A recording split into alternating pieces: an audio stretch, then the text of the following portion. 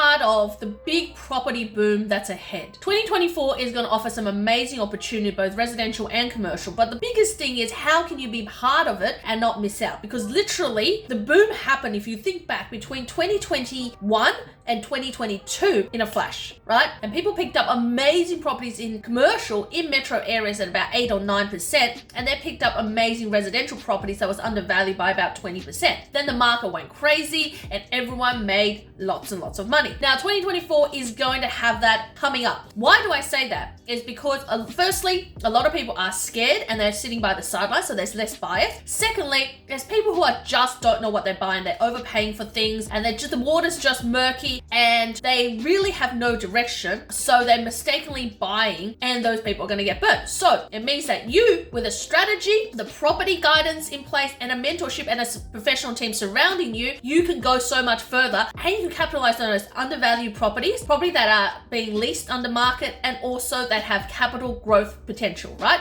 So you really want to get the trifecta, but how can you do that for only 500,000? Now this is what I'm going to share with you. 3 things you need to know that is essential for you to be part of the next property boom when you only have 500K. Now I'm going to qualify this as 2 things. Firstly, if you have 500K as a investor. Secondly, 500K as a deposit, which means you're buying somewhere around 1.2 to 1.5 million, right? Now, if any of this advice makes sense to you, remember it's general advice about the public, but it can be also specialized and shrink down and basically wrapped around your own personal situation so that it makes sense and gives you a succinct blueprint and pathway moving forward. And that's what Unikorn Commercial Property specializes in. And that's what myself and my team does every day, is portfolio and also help people through our specialist buyers agency to understand how to invest in commercial property better. Now, if that's a pathway for you, just click on the link looking for the free strategy call or join our community. Test out our community for a month and see if you love it. Be amongst other investors, come to our meetups and really enjoy being part of the commercial property, the biggest commercial property investment community that is in Australia. Now, the 3 things, if you have 500,000 and you want to be part of the next boom that's going to be coming up in 2024, what do you need to do? So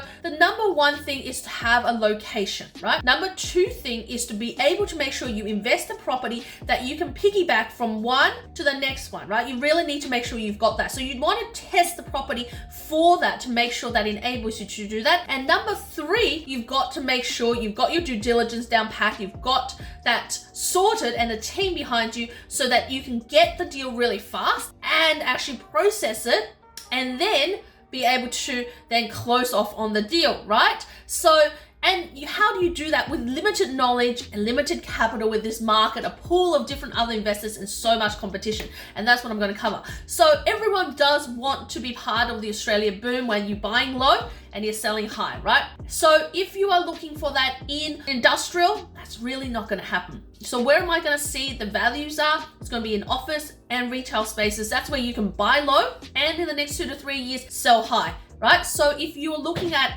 a property type, it's not going to be industrial. Industrial, if it's vacant, it's going to go to owner occupiers, which means they'll go for a higher rate per square meter than an investor. If it has a lease on there, an investor will buy and they'll probably pay top dollar and get lower returns because there's such limited stock out there, right? So those things rule you out if you want to buy low and sell high. Now, the whole idea of buying low, selling high is when you buy low, we're not talking about bargain basement or fire sale, because we really didn't see much fire sale going on during COVID and even after, right? But what essentially you're buying for is something that is, you can get relatively high yield, you can get something that's got a secure tenant or in a secure location where you can easily get a tenant, that the rent on it currently, if you have a tenant, is below market, and that the market is showing you can still have a long way to grow, and that there's potential for this property to be repurposed for something else, or that it can create additional income in the future if you were to say rent out car spaces, storage spaces, or have more lettable areas, right? So those are the things we're looking for, which allows you then to really leverage and buy again. How can you move from the first one to the second one? And of course, market and timing, right? So let's look at that. So let's say you have $500,000. If you have $500,000 and you using that as either a cash purchase or you can only buy up to $500,000, it's going to be pretty small. So it's going to be a little shop front or a little office space. Now, if you've only got $500,000, I tend to lean towards a shop over an office space. Doesn't mean the office space is not doable, but if you're buying office space, I'm buying them in key suburban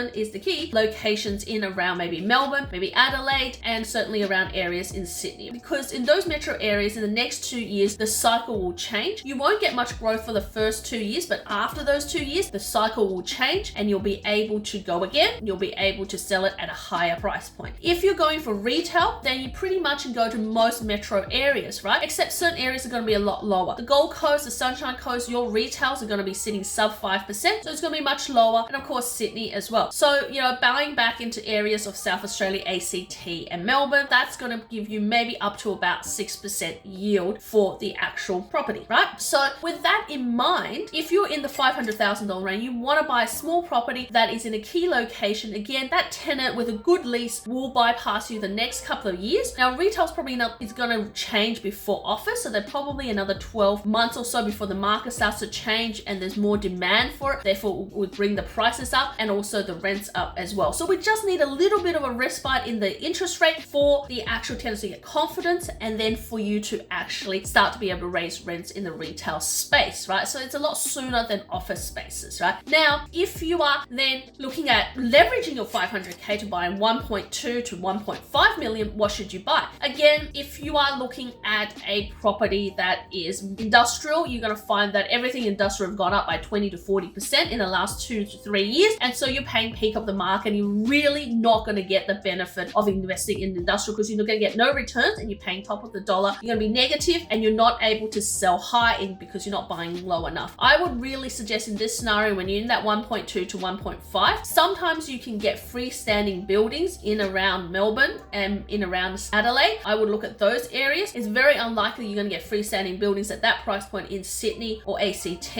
or even Brisbane. So you want to be able to buy properties that are preferably either freestanding and these freestanding properties will be lesser returns. So the yields will be actually less, or alternatively, so you can buy whole floor office spaces in around Melbourne. Whole floor office spaces in around Melbourne probably going to yield you above 6.5%. And if you can get above 6.5%, you're going to make cash flow from day one. You've actually bought in at a really good rate and the future is only up, right? But you have to be at that higher price bracket. In fact, as high as you can go in the office space bracket where you're getting 3 to 4 million even is going to be worthwhile. And it's worthwhile because you're going to be potentially maybe getting towards 7.5%, right? So you're getting your regional returns, regional yield in metro areas, right? So this is where you can start, if you're in that higher end, start to play with the different returns. You can get Melbourne properties at the moment that are good cash flow returns, and you can maybe then buy industrial in another area and it offsets each other so you have a balanced portfolio, right? And I know that there is a lot of bad rap about buying office space, especially in Melbourne, but the key is to look at properties that are versatile. I spoke about that earlier, that how you buy low, right, is to buy in a class of property that other people don't want to buy. At the moment, people don't want to buy office space, so invest in office space because you can buy low. In the future, like all things that are cycle, when it comes back to the cycle of office, which will probably be in 2 to 3 years, then what we're going to find is the office space value will jump. As the office space value jumps, you have bought in low, you're able to sell high, and it doesn't matter whether you're starting out and buying an asset at 500,000 or 1.5 million or 5 million, right? The same principles apply. It's just at the 500,000 level, you've got a lot of competition even for office space. So you might be sitting around the 6% mark. But at 1.5 million, you are going to probably be sitting towards 7% mark in terms of the office space. So there's a 0.5% difference. When you're in the 3 to 5 million bracket, you're at about 7.5%, maybe potentially a little bit more when you are buying the office space. So it's still the same strategy applied across the board, right? And that applies to looking at properties in Melbourne, properties in South Australia, not so much in Sydney,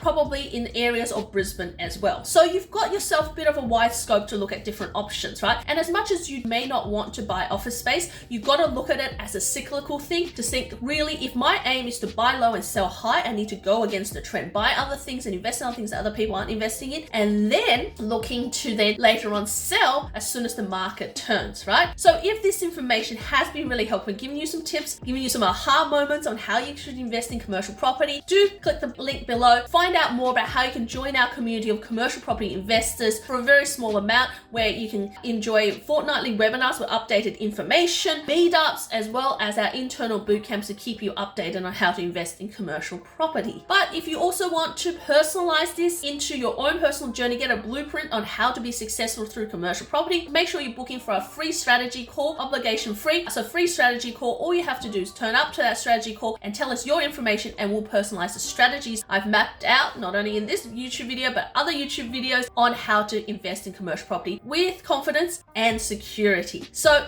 until next time, keep hunting, keep looking, and I'll see you in the next video.